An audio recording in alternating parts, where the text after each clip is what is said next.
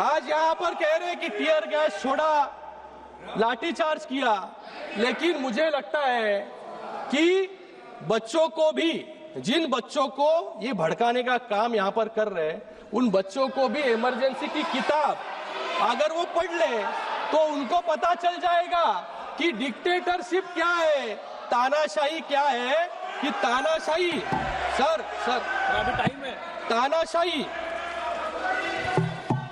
तानाशाही किसे कहते हैं? तानाशाही, अरे रुको, सुनो यार, सुनो, तानाशाही किसे कहते हैं? इमरजेंसी में 1,11,000 लोगों को बिना ट्रायल जेल में ठूसा गया, इसे तानाशाही कहते हैं। अकेले मीसा में 35,000 लोगों को डिटेन किया, जिनमें 13,000 राजनेता थे, इसे तानाशाही कहते हैं। शाह कमीशन ने साफ कहा, इमरजेंसी का मकसद विपक्ष की आवाज कुचलना था, इसे तानाशाही कहते हैं। एमनेस्टी इंटरनेशनल ने के अनुसार कस्टडी में कम से कम 22 लोगों की मौत हुई, इसे तानाशाही कहते हैं।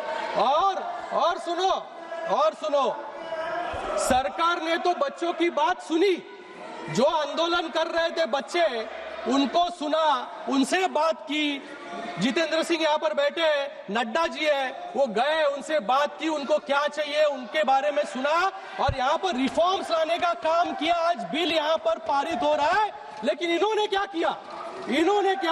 38वां संशोधन और 39वां संशोधन लाके सुप्रीम कोर्ट की ताकत जो है निकालने का काम, जो है कम करने का काम इन्होंने किया। इसलिए जो है इमरजेंसी के बाद हारना इनको पड़ा। गौरव जी कह रहे थे कि हम युवाओं के साथ हैं, हम विद्यार्थी के साथ हैं। अरे विद्यार्थियों को तो पूछो, वो आपके साथ है कि नहीं? 37 दिन तक जंतर मंतर नहीं गए, इनको 37 दिन तक जंतर मंतर नहीं गए, क्योंकि इनको डर था कि आप जैसी और एक पार्टी तो तैयार नहीं हो जाएगी। तो जेन जी के भाषा में मैं, अरे सुनो यार, सुनने की आदत रखो। जेन जी की भाषा में विपक्ष के आंदोलन को एक समराइज करना चाहूंगा मैं जेन जी के भाषा में। 37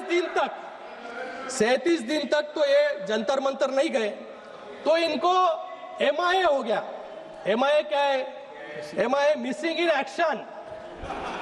तो 37 दिन तक हमने कुछ नहीं किया, तो कुछ तो करना चाहिए। जंतर मंतर तो नहीं जा सकते, तो हम जाते हैं प्रधानमंत्री जी के आवास के सामने और वहां पर जाके आंदोलन करते हैं। तो क्या हो गया फिर? आंदोलन क्यों किया आपने? उनको फोमो हुआ, फियर ऑफ मिसिंग आउट। अरे बच्चे यहाँ पर आंदोलन कर रहे हैं, हम क्या कर रहे हैं? तो हम चले गए PM आवास पर। अरे सुनो, आगे आप अपना समाप्त फोमो होने के बाद लहू, इनको डेलुलू डॉक्टर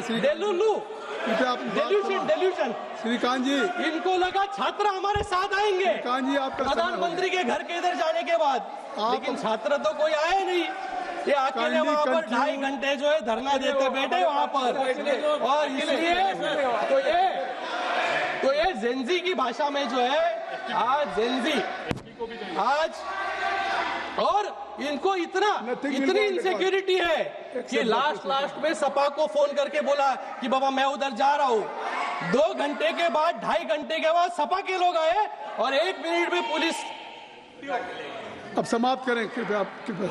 तो आज ऐसी परिस्थिति जो है सर विपक्ष की हो रही है। मैं सर, ये जो सरकार, ये जो ऑपोजिशन है, ये ऑपोजिशन को लग रहा था कि ये पूरा आंदोलन जो है, इस आंदोलन में एंटी सोशल एलिमेंट्स जो है डाल के एक लॉ एंड ऑर्डर सिचुएशन खड़ा कर दिया जाए। लोगों को भड़काया गया, लोगों में जो है यहाँ पर इनके पार्टी के भी लोग वहां पर गए और बद्दिया गालियां जो है वहां पर देने लग गए। हमारा देश का युवा जो है ये बद्दिया गाली नहीं देगा, लेकिन आज वहां पर दी गई। ये कहते हैं डिक्टेटरशिप तानाशाही, अगर डिक्टेटरशिप तानाशाही होती तो यहाँ पर जो रील बनाए प्राइम मिनिस्टर महोदय के विरोध में, यहाँ पर गालियां दी उनको, उनके मां के ऊपर गालियां दी, सीआरपीएफ को गाली दी, सेना को गाली दी, पुलिस को गाली दी।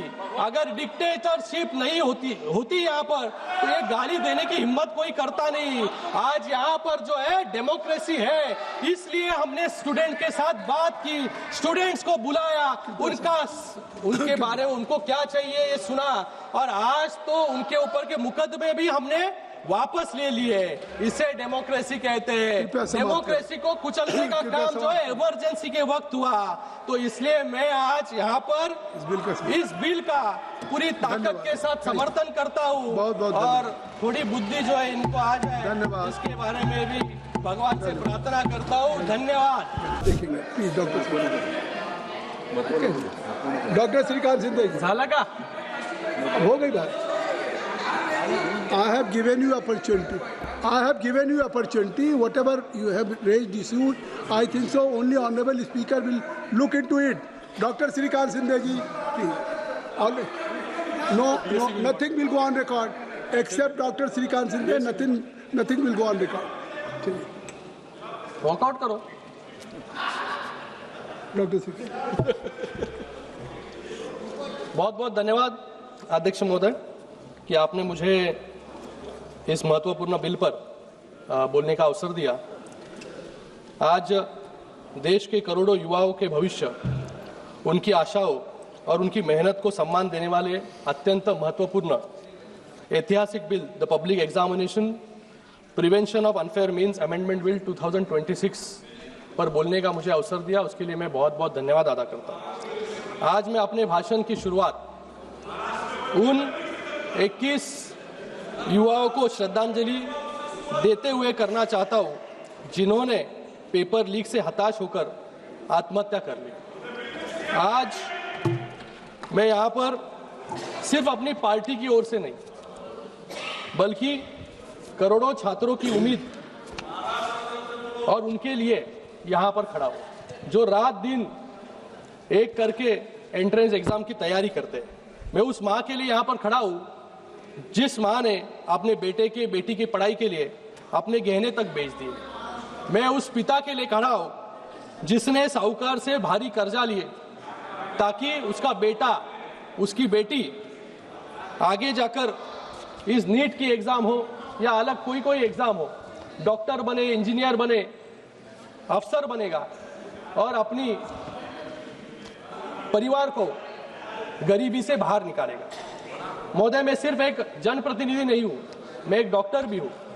यहां पर नीट की तैयारी करने के लिए कितनी जद्दोजहद, संघर्ष बच्चों को करना पड़ता है, उसके बाद वो नीट की एग्जाम जो है पास होते हैं। नीट की एग्जाम पास होने के बाद डॉक्टर बनने के लिए भी 10-10 साल, 12-12 साल उनको पढ़ाई करनी पड़ती है। तो ये संघर्ष से जो है एक व्यक्ति यहाँ पर डॉक्टर बनता है, इंजीनियर बनता है। जब पेपर लीक होता है महोदय, तो सिर्फ एक छात्र का सपना नहीं टूटता, उसके पूरे परिवार की हिम्मत टूटती है। आज इसी व्यवस्था का पक्का इलाज का काम इस ऐतिहासिक बिल के माध्यम से यहाँ पर होने जा रहा है। अध्यक्ष महोदय, मैं यहाँ पर प्रधानमंत्री जी का धन्यवाद व्यक्त करूंगा कि आज यहाँ पर एक शक्तिशाली बिल लाने का काम सरकार के माध्यम से हुआ है। मैं महाराष्ट्र से आता हूँ और वहाँ के इतिहास, साहित्य और संस्कृति में शिक्षा और न्याय का वास है। महोदय, महाराष्ट्र वो पुण्यभूमि है जिसने पूरे देश को शिक्षा का मार्ग दिखाया। महात्मा ज्योतिराव फुले हो या क्रांति ज्योति सावित्रीबाई फुले हो, जिन्होंने समाज के तानों पत्थरों के बीच मार खाकर वंचितों के लिए और लड़कियों के लिए पहला स्वदेशी विद्यालय शुरू किया।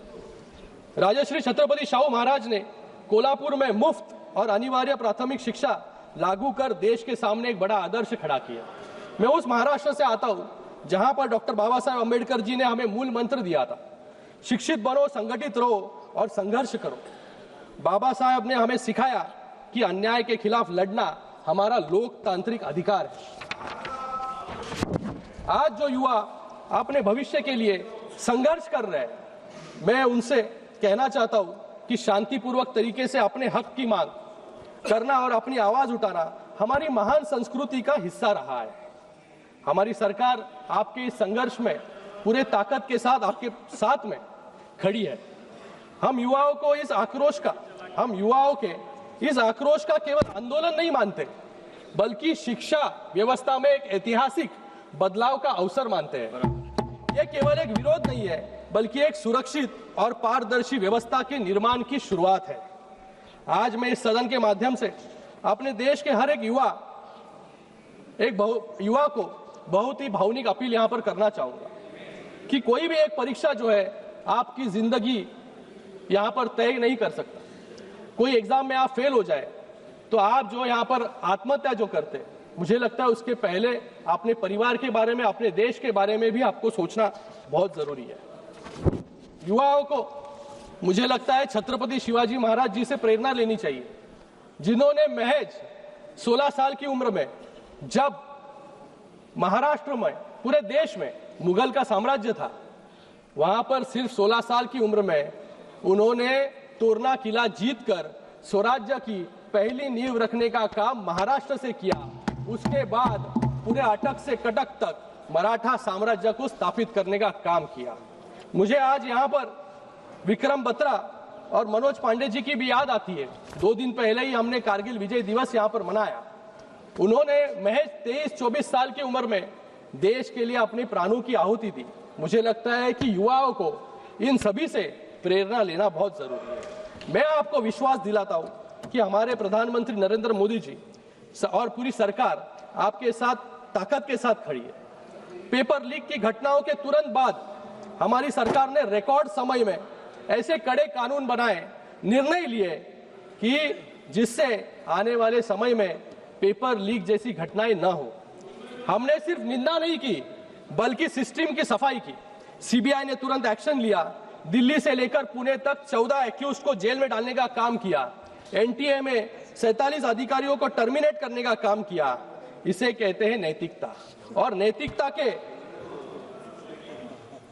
नैतिकता है इस सरकार में। इसलिए हमारे शिक्षा मंत्री धर्मेंद्र प्रधान जी ने इस्तीफा ताकीद दिया। खुद ने आपके वजह से नहीं दिया, आपके वजह से नहीं दिया। पेपर लीक खुद की जिम्मेदारी ली और उस जिम्मेदारी का निर्वहन करने का काम जो है सरकार के माध्यम से आज यहां पर हो रहा है। पेपर लीक एक्यूज को जल्द से जल्द सजा दिलाने के लिए फास्ट ट्रैक कोर्ट बनाया गया। आज इस ऐतिहासिक बिल के जरिए हम शिक्षा माफियों को सिर्फ जेल की सलाखों के पीछे नहीं, बल्कि उनको कठोर आर्थिक जुर्माना लगाने का काम भी यहां पर हम लोग कर रहे हैं। हमारा लक्ष्य सिर्फ अपराधियों को पकड़ना नहीं है, बल्कि बच्चों का कीमती साल बचाना भी है। बिना समय बर्बाद किए नीट का पेपर लीक होने के बाद 37 दिनों में नीट का री एग्जामिनेशन किया गया। 25 दिनों में रिजल्ट जो है यहां पर घोषित किया गया, जिससे छात्र का एक भी साल जो है बर्बाद न हो। ऐसे कड़े कदम जो है सरकार ने यहां पर लिए। माननीय प्रधानमंत्री जी ने भी सोशल मीडिया के माध्यम से सीधे जो है युवाओं से बात करने का काम यहां पर किया, और उन्होंने कहा कि आने वाले समय में एक ऐसा टास्क फोर्स बनेगा, नंदन नीलेकनी जी के अध्यक्ष में एक कमेटी बनाई जाएगी, एक टास्क फोर्स बनाया जाएगा, जिससे आने वाले समय में कभी भी नीट के परीक्षा में या कोई और परीक्षा में, कोई भी परीक्षा में पेपर लीक ना हो। आने वाले समय में ये सब हम कर रहे हैं, लेकिन मुझे लगता है हम सभी को, यहां पर बैठे सभी लोगों को सोचना जरूरी है कि आज युवाओं के मन में क्या चल रहा है, उनकी क्या पीड़ा है। आज यहां पर हम नीट की बात कर रहे हैं। मुझे लगता है शिक्षा व्यवस्था में भी सुधार की बहुत जरूरत है। ये नीट जो परीक्षा है, ये नीट की सिस्टम क्या है?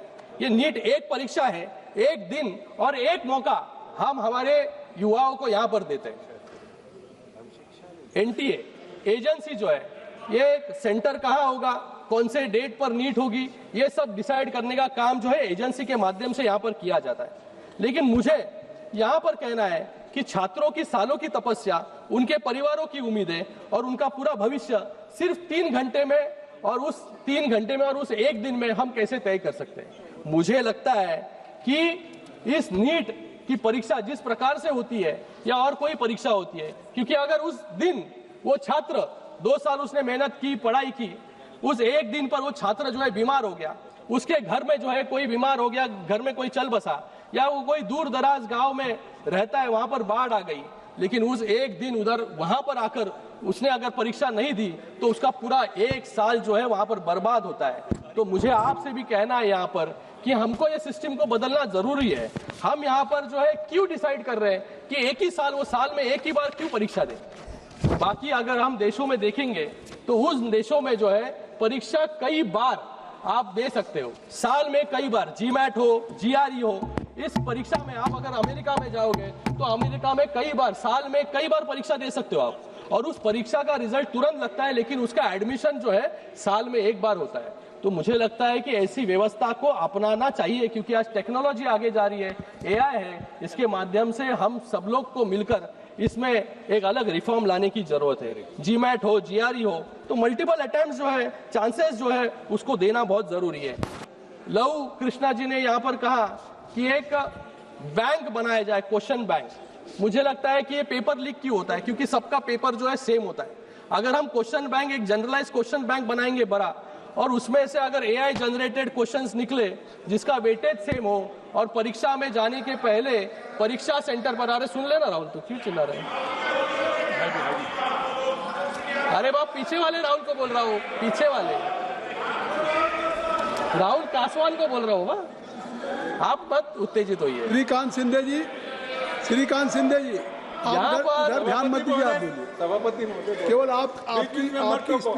आपकी स्पीच रिकॉर्ड पे जा रही है। देखिए, तो जो अलग अलग देशों में अपनाया गया है वो हमारे देश में भी हम अपना सकते हैं, जिससे ये रैट रेस से जो दबाव है, एक तो परीक्षा का दबाव है, एक तो परिवार का दबाव है, परिवार ने जो कर्जा लिया है उसका दबाव है, इन पूरे दबावों से, प्रेशर में से जो है हमें भी विद्यार्थी को बाहर निकालना बहुत जरूरी है।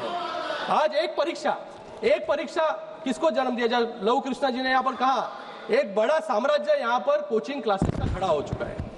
50,000 करोड़ का ये एक इंडस्ट्री बन चुकी है। 2030 तक ये 1 लाख करोड़ की इंडस्ट्री बन जाएगी। जो कोचिंग क्लासेस शिक्षा जैसा पवित्र दान करने के लिए यहाँ पर खुले, आज वो आईपीओ बनाने जा रहे हैं। तो मुझे लगता है कि सिस्टम को, सरकार को भी सोचना बहुत जरूरी है कि इन कोचिंग क्लासेस को किस तरीके से रेगुलेट किया जाए, और इसके ऊपर किस प्रकार से, क्योंकि 3 लाख 5 लाख ऐसे जो है यहाँ पर फीस जो है आकारी जाती है, और इस फीस के लिए जो है लोन लिया जाता है। तो मुझे लगता है कि सरकार ने भी इसके बारे में सोचना बहुत जरूरी है।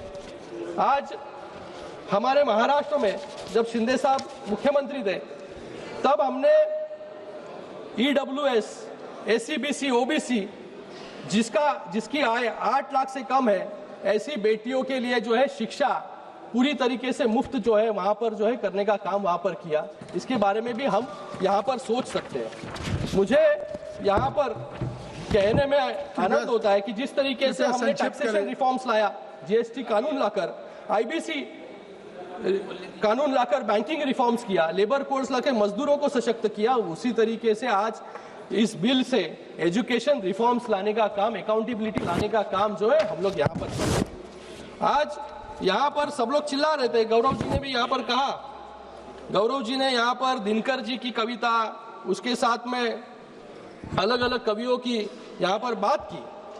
मैं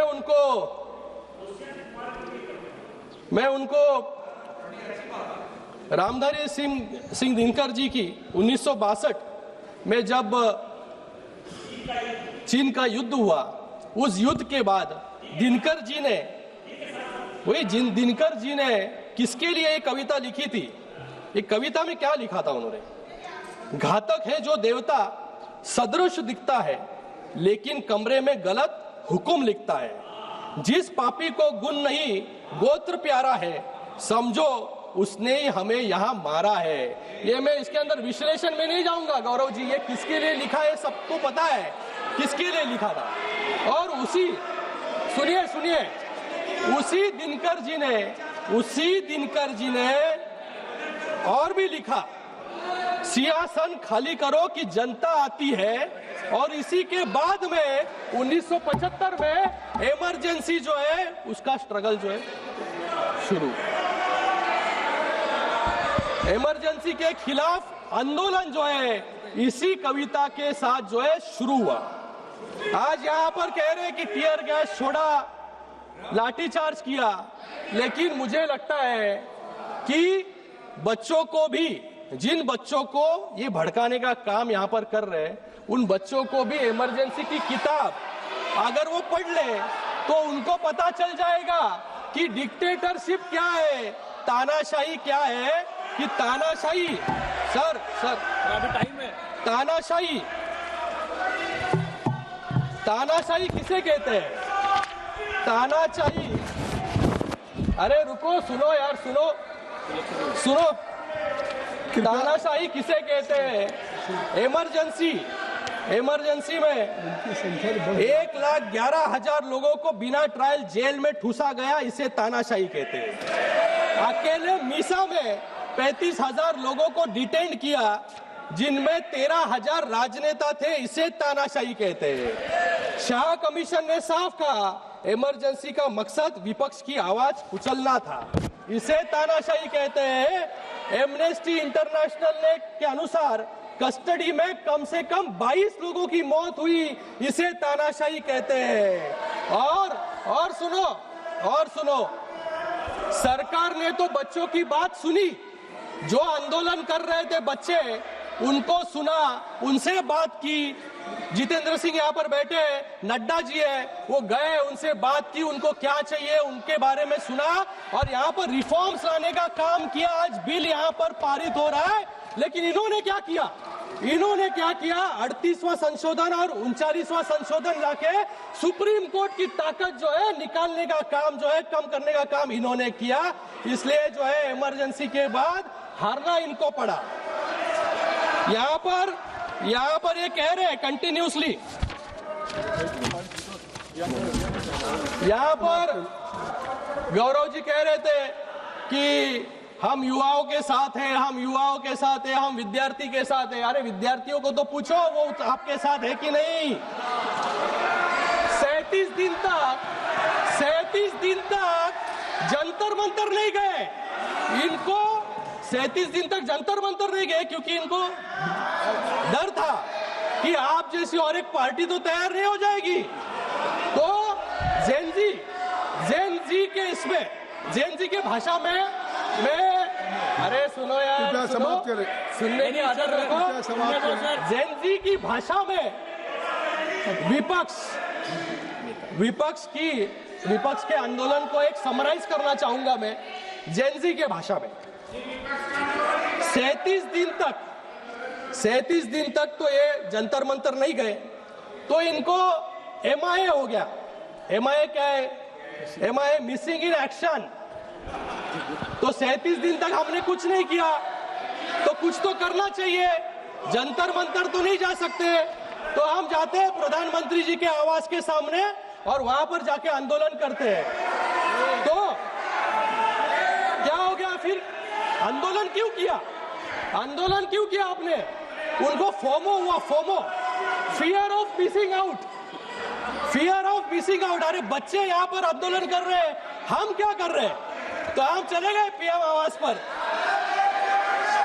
अरे सुनो, आगे आप अपना समाप्त फोमो होने के बाद लहू, इनको डेलुलू हुआ, डॉक्टर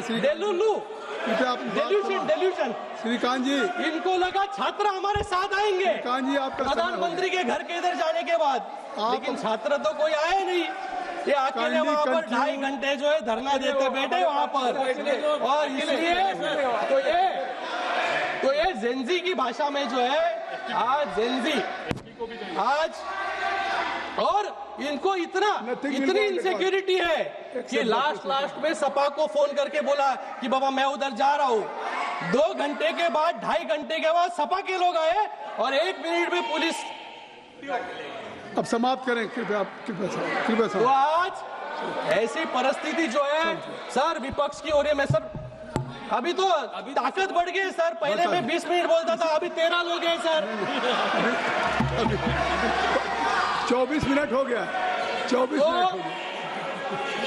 ये जो सरकार, ये जो ऑपोजिशन है, ये ऑपोजिशन को लग रहा था कि ये पूरा आंदोलन जो है, इस आंदोलन में एंटी सोशल एलिमेंट्स जो है डाल के एक लॉ एंड ऑर्डर सिचुएशन खड़ा कर दिया जाए। लोगों को भड़काया गया, लोगों में जो है यहाँ पर इनके पार्टी के भी लोग वहां पर गए और बदिया गालियां जो है वहां पर देने लगे। हमारा देश का युवा जो है ये बदिया गाली नहीं देगा, लेकिन आज वहां पर दी गई। ये कहते हैं डिक्टेटरशिप, तानाशाही। अगर डिक्टेटरशिप, तानाशाही होती तो यहाँ पर जो रील बनाए प्राइम मिनिस्टर महोदय के विरोध में, यहाँ पर गालियां दी उनको, उनके मां के ऊपर गालियां दी, सीआरपीएफ को गाली दी, सेना को गाली दी, पुलिस को गाली दी। अगर डिक्टेटरशिप नहीं होती यहाँ पर तो ये गाली देने की हिम्मत कोई करता नहीं। आज यहाँ पर जो है डेमोक्रेसी है, इसलिए हमने स्टूडेंट के साथ बात की, स्टूडेंट्स को बुलाया, उनके बारे में उनको क्या चाहिए ये सुना, और आज तो उनके ऊपर के मुकदमे भी हमने वापस ले लिए। इसे डेमोक्रेसी कहते हैं। डेमोक्रेसी को कुचलने का काम जो है इमरजेंसी के वक्त हुआ। तो इसलिए मैं आज यहाँ पर इस बिल का पूरी ताकत के साथ समर्थन करता हूँ, और थोड़ी बुद्धि जो है इनको आ जाए, इसके बारे में भी भगवान से प्रार्थना करता हूँ। धन्यवाद। जय हिंद।